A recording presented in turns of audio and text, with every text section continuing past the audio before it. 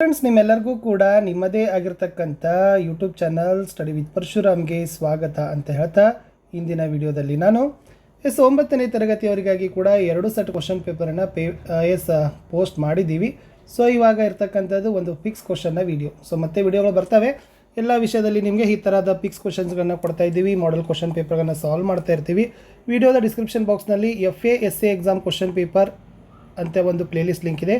ಅಲ್ಲಿ ಹೋದರೆ ಸಾಕು 9th ಬೇಕಾಗ್ತಕ್ಕಂಥ ಎಲ್ಲ ವಿಷಯಗಳ ಕ್ವಶನ್ ಪೇಪರ್ಗಳನ್ನು ಮಿನಿಮಮ್ 2 ಸೆಟ್ಟನ್ನು ಹಾಕಿರ್ತೀವಿ. ಖಂಡಿತವಾಗಿ ಅಲ್ಲಿಂದ 50-60 ಮಾರ್ಕ್ಸ್ಗಳು ಆರಾಮಾಗಿ ಪಡಿತಾವೆ. ವಿತ್ ಉತ್ತರಗಳು ಸಿಗ್ತವೆ. ಈ ವಿಡಿಯೋದಲ್ಲಿ ಜಸ್ಟ್ ಕ್ವಶನ್ಸ್ ಇದ್ದಾವೆ.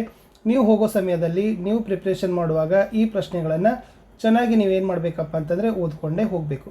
ಎಸ್ ನೋಡೋಣ ಹಾಗಾದರೆ ವಿಡಿಯೋ. ಸೊ ಮುಂಚೆ ತಮಗೆಲ್ಲರಿಗೂ ಕೂಡ ರಿಕ್ವೆಸ್ಟ್ ಏನಪ್ಪ ಅಂದರೆ ಕಮೆಂಟ್ ಸೈಡಲ್ಲಿರ್ತಕ್ಕಂಥ ಹೈಪ್ ಅಂತ ಒಂದು ಬಟನ್ ಇದೆ. ಸೊ ಹೈಪನ್ನು ಒತ್ತೋದ್ರ ಮೂಲಕ ನಮಗೆ ಇನ್ನಷ್ಟು ನೀವೇನು ಮಾಡ್ಬೋದು, ಸಪೋರ್ಟ್ ಮಾಡ್ಬೋದು. ಲೈಕ್, ಶೇರ್ ಮತ್ತು ಸಬ್ಸ್ಕ್ರೈಬ್ ಅಂತಲೂ ಕೂಡ ಮಾಡಿದರೆ ಇನ್ನಷ್ಟು ಬೆಟರ್. ಸೊ ಒಂದೊಂದಾಗಿ ಹೇಳ್ತಾ ಹೋಗ್ತೀನಿ, ಚೆನ್ನಾಗಿ ಕೇಳಿಕೊಂಡು ಕಡೆವರೆಗೂ ನೋಡಿ.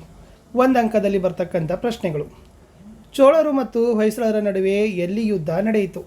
ಸಾಮ್ರಾಟನು ರಾಜಧಾನಿಯಲ್ಲಿ ಇಲ್ಲದಿದ್ದಾಗ ರಾಜ್ಯದ ಸಂರಕ್ಷಕರಾಗಿ ನಿಂತಿದ್ದವರು ಯಾರು? ಬನದಮ್ಮನಹಳ್ಳಿಯ ಜನರು ಎಲ್ಲಿ ಪಂಚಾಯಿತಿ ಸೇರಿದ್ದರು? ಬನದಮ್ಮನಹಳ್ಳಿಯ ಪಂಚಾಯಿತಿಯಲ್ಲಿ ಯಾರ್ಯಾರ ನಡುವೆ ನ್ಯಾಯ ತೀರ್ಮಾನವಾಗುತ್ತಿತ್ತು ಅನ್ನೋದು ಪ್ರಶ್ನೆ. ಇನ್ನು ಬೆಡಗಿನ ತಾಣ ಜಯಪುರ ಇದೆ. ರೈಗಳ ಮನೆ ಎಂಥ ಪ್ರದೇಶದಲ್ಲಿತ್ತು? ಲೇಖಕರಿಗೆ ಜಯಪುರದ ಮನೆಗಳ ಮೇಲೆ ಮೋಹವೇಕೆ? ಜಯಪುರದ ಜನರಿಗೆ ಯಾವ ಬಣ್ಣಗಳು ಇಷ್ಟ? ಇನ್ನು ಜಯಪುರದ ಪೂರ್ವದ ರಾಜಧಾನಿ ಯಾವುದು? ಲೇಖಕರಿಗಿದ್ದ ಹಂಬಲ ಅಂತ ಕೇಳಿದರು. ರಾಮರಾಜ ಪಾಠಕ್ಕೆ ಬರೋಣ. ಅಮಾತ್ಯರು ಯಾವ ವಿಷಯದಲ್ಲಿ ನಿಪುಣರಾಗಿರಬೇಕು?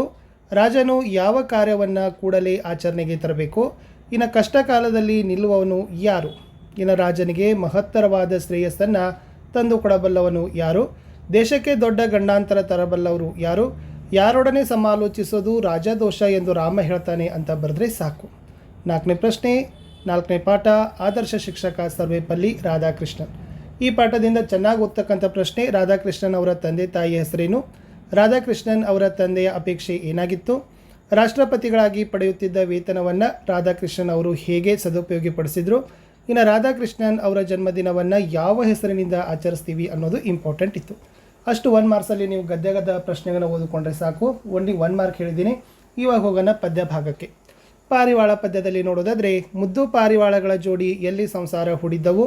ಜೋಡಿ ಪಾರಿವಾಳಗಳು ಹೇಗೆ ಬಾಳುತ್ತಿದ್ದವು? ಬಲೆಯಲ್ಲಿದ್ದ ಮರಿಗಳು ಹೊರಗೆ ಬರಲು ಏನು ಮಾಡಿದ್ದವು? ಏನನ್ನು ತೊರೆದು ಬಾಳಬೇಕು ಅಂತ ಕೇಳಿದರು. ಇನ್ನು ನೆಕ್ಸ್ಟ್ ಹೊಸ ಹಾಡು ಇದೆ. ಕವಿ ಎಂಥ ಹಾಡನ್ನು ಹಾಡಬೇಕಂತ ಬಯಸ್ತಾರೆ? ಇನ್ನು ವೀರಧ್ವನಿ ಹೇಗೆ ಇರಬೇಕು? ಕಡಿದೊಗೆಯಬೇಕಾದ ಪಾಶಗಳು ಯಾವುವು? ಹಾಡು ನುಡಿಗಂಡುಗಳು ಯಾವುದರ ಬೆನ್ನಟ್ಟಬೇಕು? ಭಾನುಭುವಿ ಯಾವುದರಿಂದ ಬೆಳಗಬೇಕು ಅನ್ನೋದು ಪ್ರಶ್ನೆ. ಚಕ್ರಗ್ರಹಣಕ್ಕೆ ಬರೋಣ. ಪಾರ್ಥನು ಬಾಣದಿಂದ ಯಾರಿಗೆ ವಂದಿಸಿದ? ಭೀಷ್ಮರು ಎದುರಾದಾಗ ಪಾರ್ಥ ಏನೆಂದು ಕೇಳಿದ? ಪರಶುರಾಮರಿಂದ ಶರವನ್ನು ಪಡೆದವನು ಯಾರು?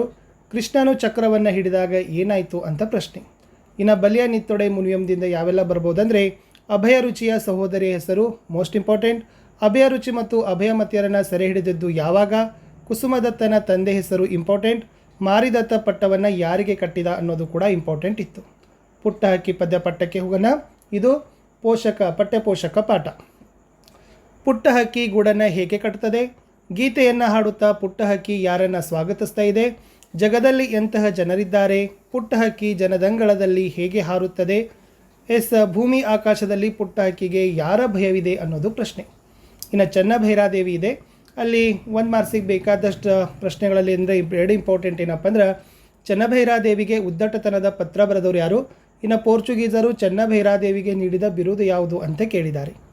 ಇನ್ನು 2 ಮಾರ್ಕ್ಸ್ ಕ್ವಶನಲ್ಲಿ ಪ್ರಜಾನಿಷ್ಠೆಗೆ ಬರೋಣ. ತಲಕಾಡಿನ ಲೂಟಿಯ ವಿಚಾರದಲ್ಲಿ ವಿಷ್ಣುವರ್ಧನನ ನಿಲುವು ಏನಾಗಿತ್ತು? ಇನ್ನು ಬನದಮ್ಮನಹಳ್ಳಿಯ ದೇವಾಲಯದ ಮುಂದೆ ಯಾವ ವಿಚಾರವಾಗಿ ಚರ್ಚೆ ನಡೆದಿತ್ತು? ದೈವದವರ ತೀರ್ಪಿನ ಬಗೆಗೆ ಶಾಂತಲೆ ಅಭಿಪ್ರಾಯ, ಶಾಂತಲೆ ನೀಡಿದ ತೀರ್ಪು. ಇದು ಇಂಪಾರ್ಟೆಂಟ್. ಇನ್ನು ಬೆಡಗಿನ ತಾಣ ಜಯಪುರದಲ್ಲಿ ಜಯಪುರದ ಬೀದಿ ಮತ್ತು ಮನೆಗಳ ಸೌಂದರ್ಯ, ಮೀರಾಬಾಯಿ ದೇವಾಲಯದ ಸೌಂದರ್ಯ. ಇದು 2ರಲ್ಲಿ ಭಾಳ ಸರಿ ಕೇಳ್ತಾರೆ, ಅದು ಇಂಪಾರ್ಟೆಂಟು, ನೋಡ್ಕೊಡ್ರಿ. ಇನ್ನು ರಾಮರಾಜ್ಯದಲ್ಲಿ ನೋಡೋದಾದರೆ ವಿಶೇಷವಾಗಿರ್ತಕ್ಕಂಥ ಪ್ರಶ್ನೆ, ಮಂತ್ರಾಲೋಚನೆ ಹೇಗೆ ನಡೆಸಬೇಕೆಂದು ರಾಮನ ಅಭಿಪ್ರಾಯ. ದೂತ ಹೇಗಿರಬೇಕು ಅನ್ನೋದನ್ನು ಭಾಳ ಸರಿ ಕೇಳಿದ್ದಾರೆ. ರಾಜ್ಯದ ಅಮಾತ್ಯರಲ್ಲಿ ಯಾವ ಗುಣಗಳಿರಬೇಕು ಅನ್ನೋದು ಇಂಪಾರ್ಟೆಂಟ್ ಆಗಿರ್ತಕ್ಕಂಥ ಪ್ರಶ್ನೆ. ಇನ್ನು ಆದರ್ಶ ಶಿಕ್ಷಕ ಸರ್ವೇಪಲ್ಲಿ ರಾಧಾಕೃಷ್ಣನಲ್ಲಿ ನೋಡೋದಾದರೆ ಇವೆರಡು ಇಂಪಾರ್ಟೆಂಟು. ರಾಧಾಕೃಷ್ಣನ್ ಅವರ ವೇಷಭೂಷಣ, ಮತ್ತು ಶಿಕ್ಷಣದ ಮಹತ್ವ. ಸೊ ಇದನ್ನು ಚೆನ್ನಾಗಿ ಓದ್ಕೊಡ್ರಿ.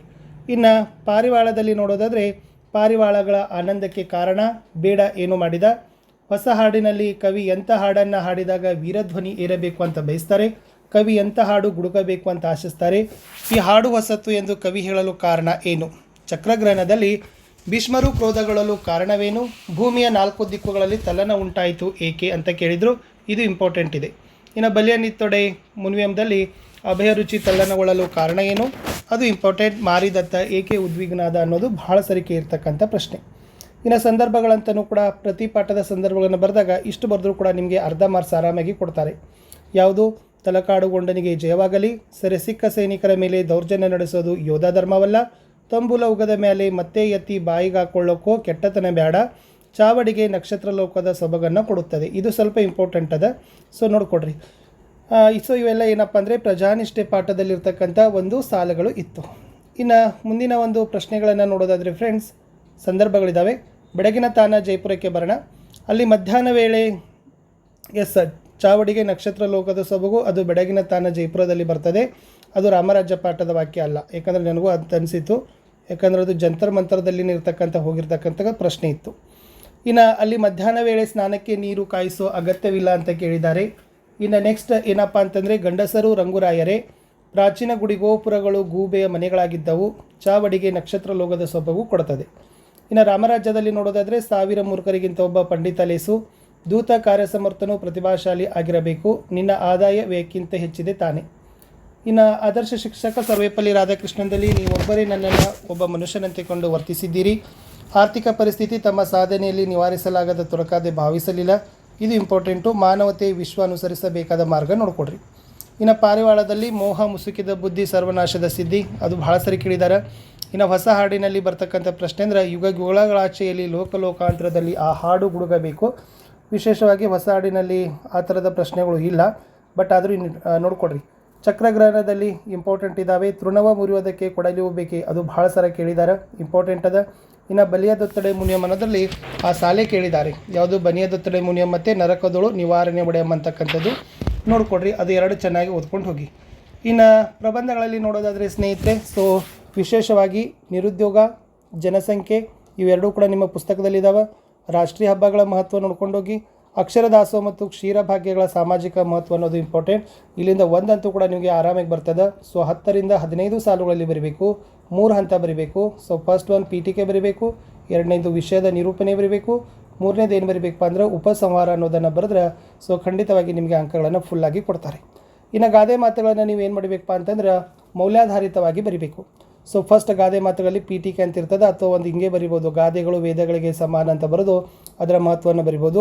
ವಿಶೇಷವಾಗಿ ವಿದ್ಯಾರ್ಥಿ ಜೀವನ ಮತ್ತು ಮನುಷ್ಯನ ಜೀವನ, ಸೊ ಅದನ್ನೇ ಏನು ಮಾಡಿರ್ತಾರೆ ಫೋಕಸ್ ಮಾಡಿ ಒಂದು ಕೊಡ್ತಿರ್ತಾರೆ. ಸೊ ನೀವು ನಿಮ್ಮ ಜೀವನಕ್ಕೆ, ಇಟ್ ಮೀನ್ಸ್ ವಿದ್ಯಾರ್ಥಿ ಆಗಿರ್ಬೋದು, ಮನುಷ್ಯನ ಜೀವನಕ್ಕೆ ಒಂದು ಅನ್ವಯ ಮಾಡಿಕೊಂಡಂತೆ ಉದಾಹರಣೆ ಬರೀಬೇಕು. ಉದಾಹರಣೆ ಬರೆದ್ರೆ ಮಾತ್ರ ಅಂಕಗಳನ್ನು ಕೊಡ್ತಾರೆ. ಬೆಳ್ಳಗಿರೋದೆಲ್ಲ ಹಾಲಲ್ಲ ಇದೆ, ಹಿತ್ತಲಗಡ ಮದ್ದಲ್ಲ, ದೂರದ ಬೆಟ್ಟ ನುಣ್ಣಗೆ, ಮಿಂಚಿ ಹೋದ ಕಾಲಕ್ಕೆ ಚಿಂತಿಸಿ ಫಲವಿಲ್ಲ. ಸೊ ಇದು ಇಂಪಾರ್ಟೆಂಟು. ಕೊಟ್ಟಿದ್ದು ತನಗೆ ಬಚ್ಚಿಟ್ಟಿದ್ದು ಪರಗೆ ಅನ್ನೋದು ಇಂಪಾರ್ಟೆಂಟ್ ಇದ್ದಾವೆ. ಇನ್ನು ಉಪಮಾಲಂಕಾರ ಮತ್ತು ರೂಪಕಾಲಂಕಾರದಲ್ಲಿ ಒಂದು ವ್ಯತ್ಯಾಸ ಗೊತ್ತಿರಲಿ, ಅಂತೆ ಅಂತ ಬದ್ರೆ ಅದು ಉಪಮಾಲಂಕಾರ ಆಗ್ತದೆ. ಓಕೆನಾ, ಇವೆರಡೇ ಸಾಲು ಇಂಪಾರ್ಟೆಂಟ್ ಇದ್ದಾವೆ. ಯಾವುದು, ಬಾನಿನಲ್ಲಿ ಗಾಳಿಪಟಗಳು ಹಕ್ಕಿಗಳಂತೆ ಹಾರಾಡುತ್ತಿದ್ದವು, ಜಗನಗೂಡುಗಳು ತೊಟ್ಟಿಲನಂತೆ ತೂಗಾಡುತ್ತಿದ್ದವು. ಇಲ್ಲಿ ಅಂತೆ ಬರೆದಿದೆ ಉಪಮಾಲಂಕಾರ.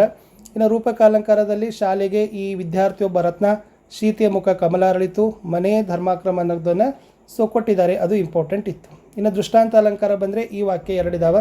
ಮಾತು ಬಲ್ಲವನಿಗೆ ಜಗಳವಿಲ್ಲ, ಊಟ ಬಲ್ಲವನಿಗೆ ರೋಗವಿಲ್ಲ. ಇನ್ನು ದುರ್ಜನರು ನಿಂದಿಸುವರೆಂಬ ಭಯದಿಮದ ಸತ್ಕವಿಯಾದವನು ತನ್ನ ಕೃತ್ಯನ ಅನ್ನೋದು ಇಂಪಾರ್ಟೆಂಟ್ ಇತ್ತು. ಇನ್ನು 4 ಮಾರ್ಕ್ಸ್ನಲ್ಲಿ ಒಂದೊಂದೇ ಪ್ರಶ್ನೆ ಓದ್ಕೊಂಡೋಗಿ. ಯಾವುದಪ್ಪ ಅಂದರೆ ಸೊ ಫಸ್ಟ್ ಇದು ಇಂಪಾರ್ಟೆಂಟ್ ಅದ. ಚೋಳ ದೊರೆ ಕುಲೋತ್ತಂಗನ ಹೊಯ್ಸಳ ಸಾಮ್ರಾಜ್ಯದ ಮೇಲೆ ಯುದ್ಧ ಸಾರಲು ಕಾರಣ ಮತ್ತು ಪರಿಣಾಮ. ಸೊ ಎರಡರಲ್ಲಿ ಒಂದು ಪ್ರಶ್ನೆ ಚೆನ್ನಾಗಿ ಓದ್ಕೊಡ್ರಿ. ಬೆಳಗಿನ ತಾನ ಜೈಪುರದಲ್ಲಿ 2 ಪ್ರಶ್ನೆ, ಅದು ಬಣ್ಣಗಳ ಬಗ್ಗೆ ಇರುವ ವ್ಯಾಮೋಹ ಮತ್ತು ಜಂತ್ರ ಮಂತ್ರದ ವಿಶೇಷತೆ, ಅದನ್ನು ಚೆನ್ನಾಗಿ ನೀವು ಪ್ರಿಪೇರ್ ಮಾಡಿರಿ. ಇನ್ನು ರಾಮರಾಜ್ಯದಲ್ಲಿ ನೋಡೋದಾದರೆ ಒಂದು ಕ್ವಶನ್ ಸಾಕು. ಯಾವುದು, ರಾಜ್ಯಾಡಳಿತದ ವಿಷಯದಲ್ಲಿ ರಾಮನ ಉಪದೇಶ ಓದ್ಕೊಡ್ರಿ ಸಾಕು. ಇನ್ನು ಆದರ್ಶ ಶಿಕ್ಷಕ ಸರ್ವೇಪಲ್ಲಿ ರಾಧಾಕೃಷ್ಣನಲ್ಲಿ ನೋಡೋದಾದರೆ ರಾಧಾಕೃಷ್ಣನ್ ಅವರಿಗೆ ಮೈಸೂರಿನಲ್ಲಿ ನೀಡಿದ ಬೀಳ್ಕೊಡುಗೆ ಅನ್ನೋದನ್ನು ಒಂದು ಪ್ರಶ್ನೆಯನ್ನು ಓದ್ಕೊಡ್ರಿ. ಇನ್ನು ಪಾರಿವಾಳದಲ್ಲಿ ನೋಡೋದಾದರೆ ಪಾರಿವಾಳ ಪದ್ಯದ ಕಥೆಯನ್ನು ಬರೀತಕ್ಕಂಥದ್ದು. ಚಕ್ರಗ್ರಹಣದಲ್ಲಿ ಬರೀರಿ. ಪಾರ್ಥ ಭೀಷ್ಮರ ನಡುವೆ ನಡೆದ ಶರ ಸಂವಾದ, ಅದು ಇಂಪಾರ್ಟೆಂಟ್ ಅದ. ಇನ್ನು ಬಲಿಯ ನಿತ್ತಡೆ ಮುನಿಯಂದಲ್ಲಿಂದಲೇ ಪ್ರಶ್ನೆಗಳು ಬರ್ತವೆ. ಚೆನ್ನಾಗಿ ಒಂದು 3 ಪ್ರಶ್ನೆಗಳನ್ನ ನೋಡ್ಕೊಂಡು ಹೋಗಿ. ಅದರ ಅಭಯ ರುಚಿ ಆಗಿರ್ಬೋದು, ಆಮೇಲೆ ಮಾರಿದತ್ತನ ಮೇಲೆ ಬೀರಿದ ಪರಿಣಾಮ, ಭೇಟಿಯಾದ ಸಂದರ್ಭ, ಅವುಗಳನ್ನು 2ರಲ್ಲಿ ಭಾಳ ಸರಿ ಕೇಳಿದ್ದಾರೆ, ಅದು ಇಂಪಾರ್ಟೆಂಟ್ ಇತ್ತು. ಇನ್ನು ಪತ್ರ ಲೇಖನದಲ್ಲಿ ನೋಡೋದಾದರೆ ಮನವಿ ಪತ್ರಗಳನ್ನ ಕೇಳ್ತಾರೆ. ಫಾರ್ ಎಕ್ಸಾಂಪಲ್ ನಿಮ್ಮ ಗ್ರಾಮ ಪಂಚಾಯತಿ ಅಧ್ಯಕ್ಷರಿಗೆ ಅಥವಾ PDO ಅವರಿಗೆ ಬರೀರಿ. ಏನಪ್ಪ ಅಂದ್ರೆ ಬೀದಿ ದೀಪಗಳ ದುರಸ್ತಿ ಆಗಿರ್ಬೋದು, ಶಾಲೆಗೆ ಕುಡಿಯುವ ನೀರು ಆಗಿರ್ಬೋದು, ರಸ್ತೆಗಳ ನಿರ್ವಹಣೆ ಆಗಿರ್ಬೋದು, ಓಕೆನಾ, ಶೌಚಾಲಯಗಳ ನಿರ್ಮಾಣ, ಈ ಥರನಾಗಿರ್ತಕ್ಕಂಥದ್ದು ಒಂದು ಮನವಿ ಪತ್ರ ಬರ್ತದೆ. ವೈಯಕ್ತಿಕದಲ್ಲಿ ತಂದೆ ತಾಯಿ ಬರ್ತದೆ, ಗೆಳೆಯ ಗೆಳತಿ ಸಹೋದರ ಸಹೋದರಿಗೆ ಬರೀತಕ್ಕಂಥ ಪತ್ರ. ಇವೆಲ್ಲ ವಿಡಿಯೋಗಳನ್ನು ಆಲ್ರೆಡಿ ನಾನು ಪೋಸ್ಟ್ ಮಾಡಿದ್ದೀನಿ. ಅದನ್ನು ಚೆನ್ನಾಗಿ ನೋಡಿಕೊಂಡು ಒಳ್ಳೆಯ ಅಂಕಗಳನ್ನು ಗಳಿಸಿ ಅಂತ ಹೇಳ್ತಾ ಎಲ್ಲ ವಿಷಯಗಳಲ್ಲಿನೂ ಕೂಡ ವಿಡಿಯೋಗಳು ಬರ್ತವೆ. ಲೈಕ್, ಶೇರ್ ಮತ್ತು ಸಬ್ಸ್ಕ್ರೈಬ್ ಮಾಡೋದನ್ನು ಮಾತ್ರ ಮರೆಯದಿರಿ. ಬಾಯ್.